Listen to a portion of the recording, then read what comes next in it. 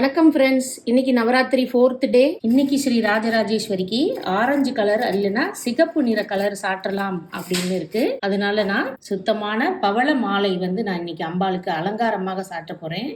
அதுக்கப்புறம் இந்த ஆரஞ்சு, இந்த பாருங்க, ஆரஞ்சும் சிகப்பு நிற கலர்ல இந்த ரோஜா இருக்குது பார்த்தீங்களா, இதை ஒரு மாலையாக கட்டி இன்றைக்கி அம்பாளுக்கு அர்ச்சனைக்கு சாட்ட போகிறேன்.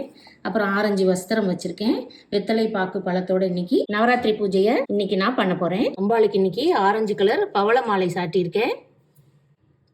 இந்த சிகப்பு நிற ரோஜா மாலையை சாட்டியிருக்கேன்.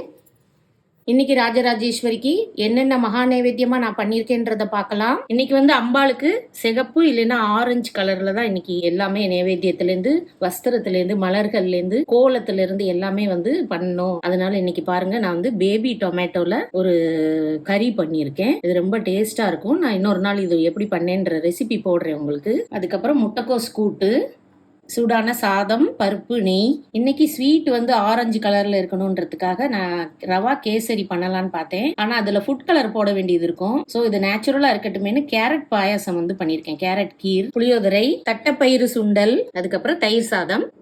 நவராத்திரினாலே குழந்தைகளுக்கு உண்டான பண்டிகை தான். அதனால குழந்தைகளுக்கு பிடிச்சமான ஆரஞ்சு கலர் வடகம்.